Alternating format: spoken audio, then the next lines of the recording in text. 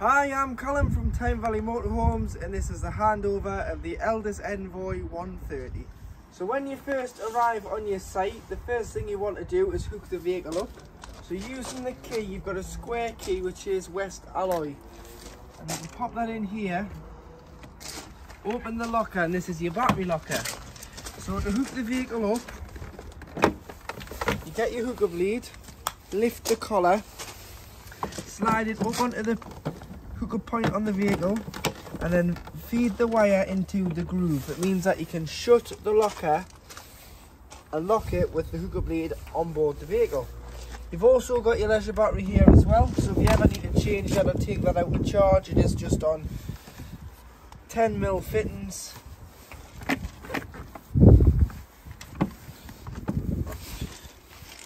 Coming to the back, you've got your vent. So this is your vent for your heater.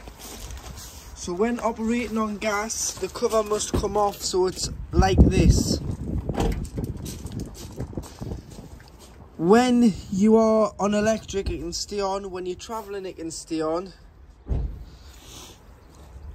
Just to avoid any dirt from getting in here, but it has to come off to allow the fumes out the side of the motorhome. Otherwise it will fail and it won't work because it can't circulate the fumes.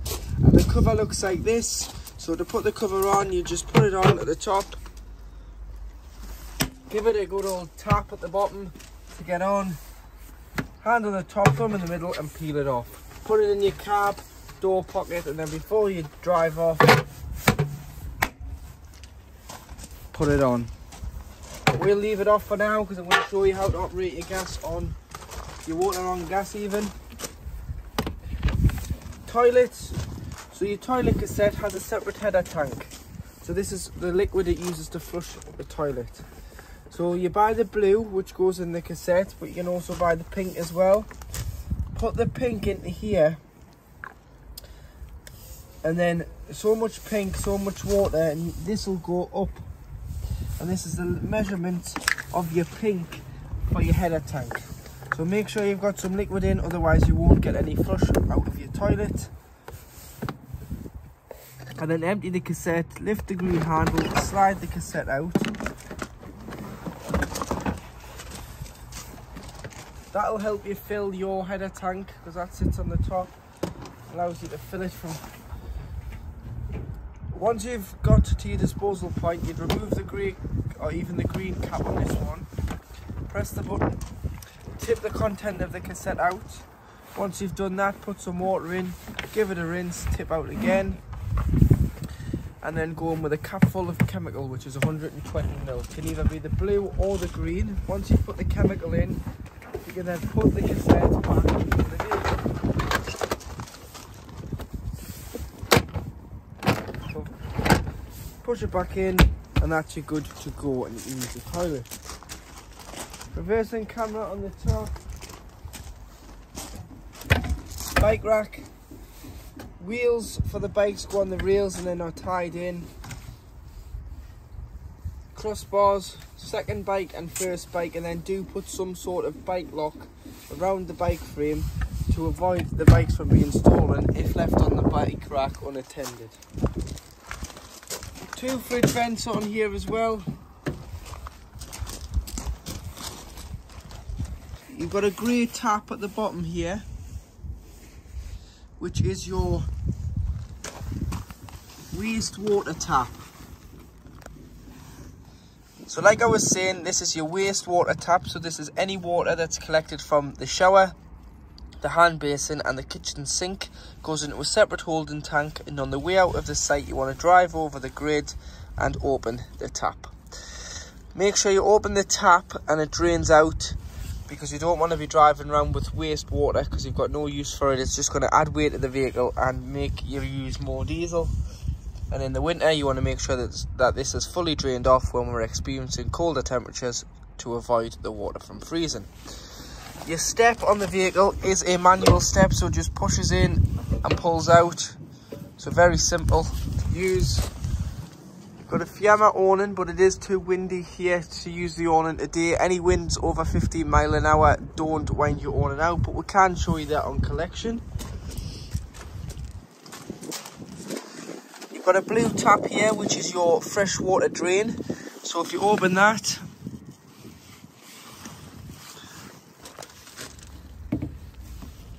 it'll drain off any water in your freshwater tank. So say you're ready to winterize it and you want to stop the water from freezing when we're experiencing colder temperatures, you would drain this off and leave the tap open. Or if you have taken on a source of contaminated water. To fill the water, you've got your water filler here. So it'll just spin, that means it's locked. Put the key in. Push in and turn. Put your hose in there. So carry your hose with some hose pipe fittings, as it's mainly just a brass tap. Put your hose in there and fill it until it either overflows, which means you've got 100% full tank, or you can look on board the control panel and it will tell you how much water is on board the vehicle. You've also got a 12 volt point here. If you want to use a 12 volt pump, you can put that in there, the other end of the pump in there, and the actual pump in the water, and it'll suck the water from the barrel into the vehicle. Your gas locker takes, so the motorhome runs off propane, and we've got our test bottle on at the moment, so it'll not come with a bottle. You'll have to supply your own bottle, but you can get 2 6-kilogram bottles in here. Tie the bottles on when you've got them on board, and to connect the pigtail to the cylinder, it's a left-hand thread to tighten, right to loosen. So opposite threads with it being gas, and hand tighten only, so no need for a spanner, and turn the cylinder on and off from the top of the bottle. Always making sure that you turn the bottle off before you start travelling, and you have strapped the centre of the bottle in to avoid the bottle from just staying in there loose. To fill the vehicle with diesel now, you'd use the main boxer key, and you've got a lockable fuel cap beside the passenger door. Your tyre pressures are in here as well, so 56.3, 59.3 on the front, and 50 and 65 on the rear, which are your tyre pressures. Toolkit's underneath here with a jackknip brace and a tone iron, and your engine battery lives underneath this compartment in the floor. If you ever need to remove the engine battery to change it or charge it, just lift this panel up and you'll get access to the top of the battery. However, your bonnet release is on the side of the dashboard.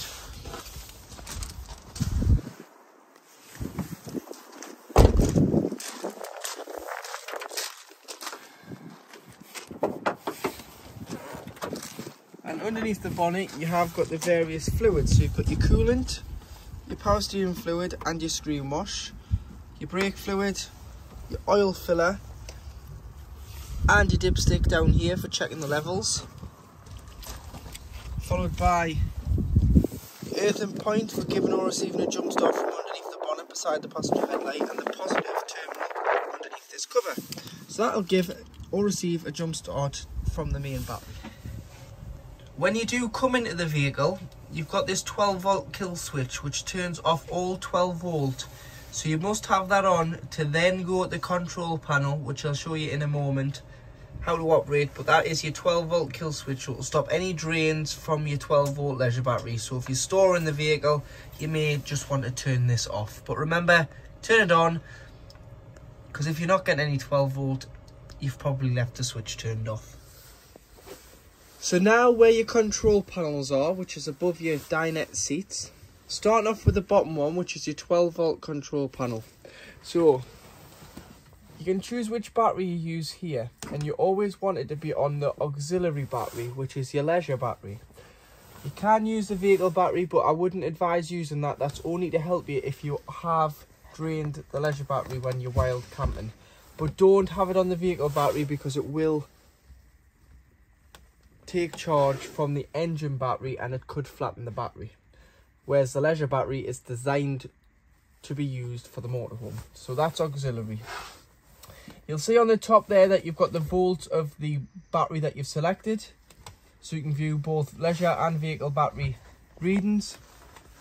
Take the hook out to get a true reading of your leisure battery, because it will give a false reading when the vehicle is hooked up. But to view your water, little rocker switch in the middle, press down, and it tells you there that we've got half a tank of fresh water on board. Now, To operate the pump, which is where it primes the water to the taps, which you've got to have on, otherwise you won't get any water through the pipelines. You need to turn the pump on, which is this far one, and you can just turn it down to run, and as soon as you open the tap, the green light will come on and you'll hear the pump kick in. This is a fuse for your on-off switch for heating your water on electric. It does heat on gas as well, but you've got to turn on the main fuse for the electric side. So if you're on a site, don't waste your gas, which is this one here, which I'll cover in a moment. Use the electric, but making sure that you do have water on board, otherwise you can burn the element out. It's exactly like boiling a kettle with no water in. You're going to burn the element out. So turn it off if you haven't got any water on board and you hooked the vehicle up. This is your gas side for heating the water, where the cover needs to come off, and it's dead simple. You turn down to the gas flame and turn the black knob, and you've got between 30 and 70 degrees, and this is the temperature of your water. So your boiler holds 10 litres of water at any one time. You can choose how hot you want that water by the dial here on the gas. On the electric, it'll just heat to 60 degrees maximum heat. Above, you've got your ultra heat on electric.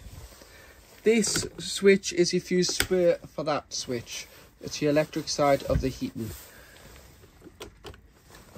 Similar to the gas, you've got 1 to 9 in the middle. 9 is equivalent to 30 degrees, which is the temperature of the motorhome that you want it to be at. So you can adjust that according to how hot you want the inside of the van to be. You've got off on the O, you've got 2000 watts, which is 2 kilowatts, which you can use on most sites throughout the UK. But if you are tripping the van, running another appliance as well, like a kettle or a toaster or a microwave, you may have to turn it down to either 500 watts, which is half a kilowatt, or 1000 watts on the bottom, which is 1 kilowatt. You may have to use those bottom two if you go abroad on smaller CL sites or airs, as they're not as generous with the electric as we are in this country. But that's how you'd operate your ultra heat, your ultra store on gas, and your main Elddis control panel. So if you were wild camping, to heat the van off gas, you've got a gas fire at the bottom of your wardrobe. And to operate, this is the gas valve here, so you turn it around, as well as sparking it. At the same time, lift off, there's a little pilot hole here, and you can see the flame there. So it is lit, and it is operating on gas. So it'll convect out the front if it's in this mode here, which is off. You've got A, which is automatic, and the thermostat in the van will recommend when the vehicle's up to temperature and cut it off.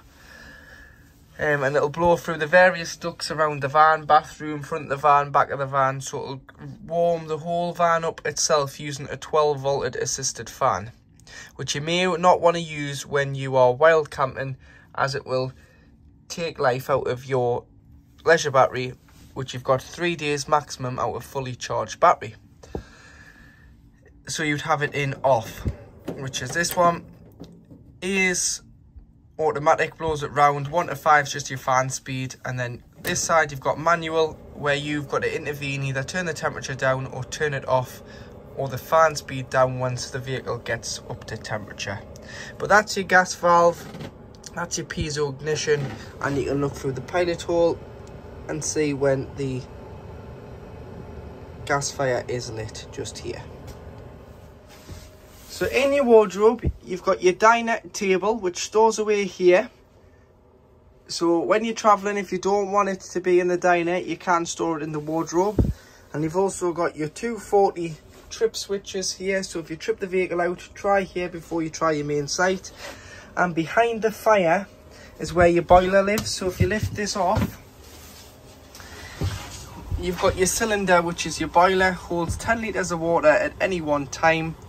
In the winter, don't leave water in the boiler because it can freeze and cause damage, and it's not covered under warranty, because it's a consumer's responsibility to drain the vehicle off. And to drain it off, all you need to do is ensure the pump's off, lift the drain down toggle here, and that 10 litres of water will drain directly out underneath the van.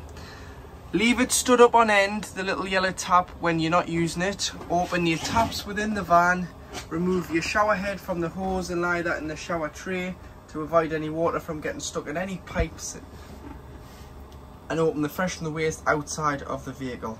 When you come to reuse it, close the fresh and the waste, close the boiler, close the taps, fill the vehicle with water, put the pump on, go to the cold side of the tap first. You'll get an automatic pressurised feed of cold water.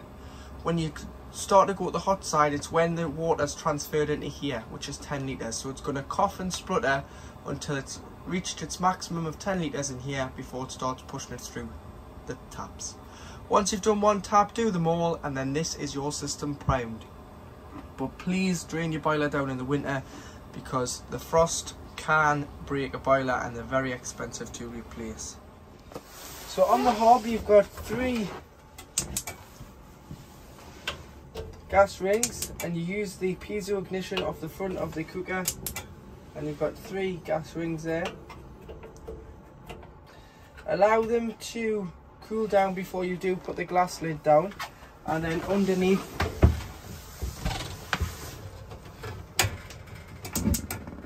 you've got a grill, and under the grill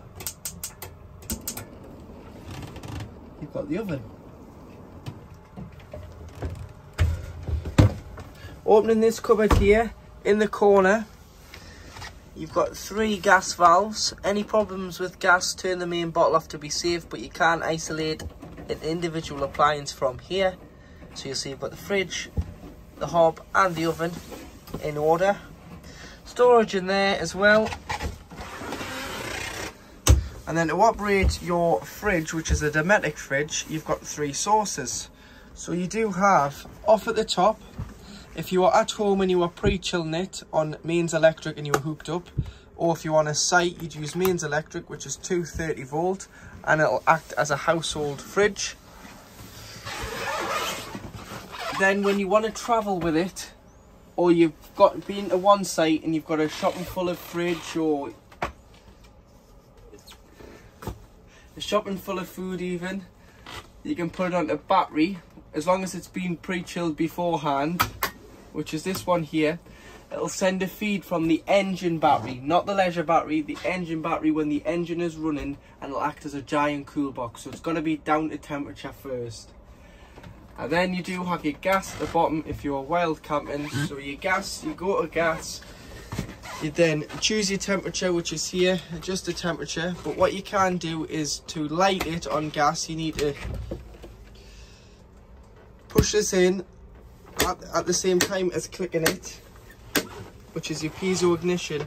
And at the back of the fridge you do have a little pilot light, and you can see there it's lit, as you can see the blue little pilot light.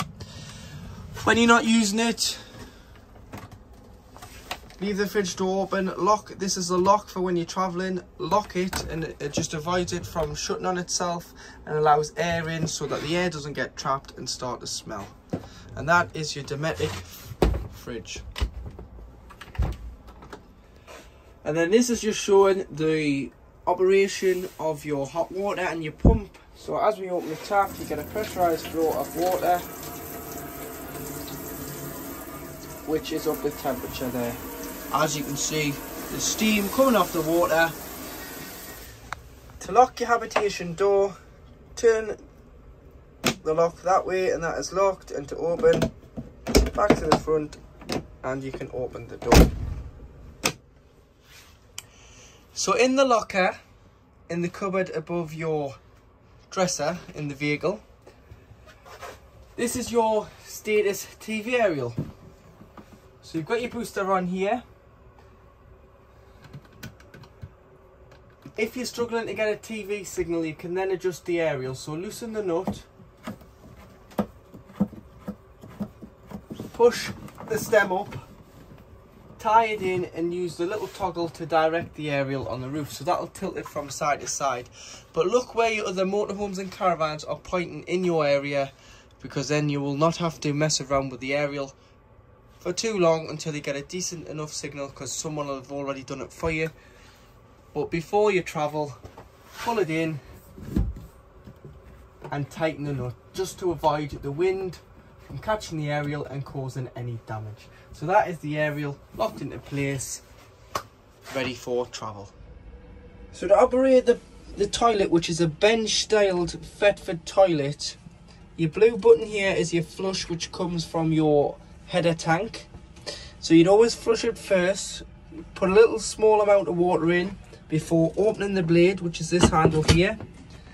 Use the toilet, give it a good flush after use and close the blade.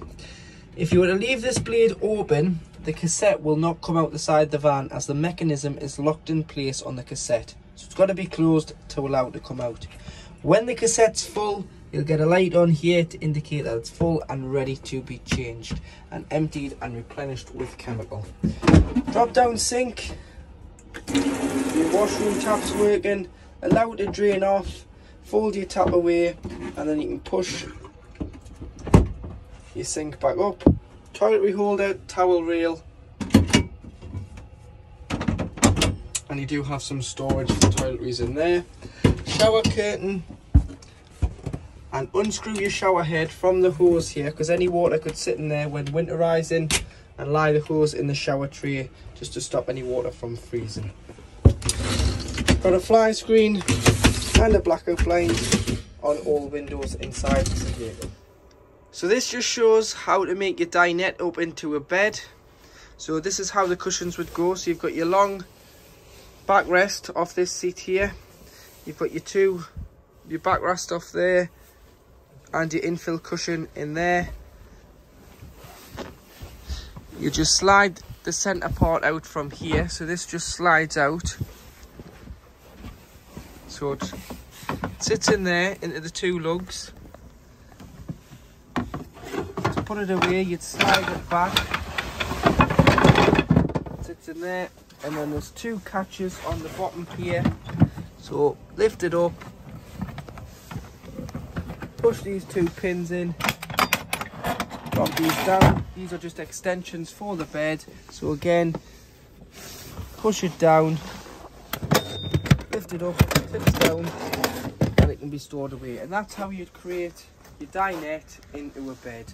You can obviously use the long bench seat that the cameraman's sitting on behind you as a single bed, should you wish. Here you do have your double overcab bed here with the ladder, which clips onto this rail here. Ladders up there, safety nets up there as well if you're putting children up over the cab. If you're storing things over the cab, light things only, and you can push it up, it's on gas struts, so you can store extra bedding, extra clothing if you're going on a longer period away up there. But light things only, so you don't damage yourself or anything doesn't come down and hit you when you're travelling.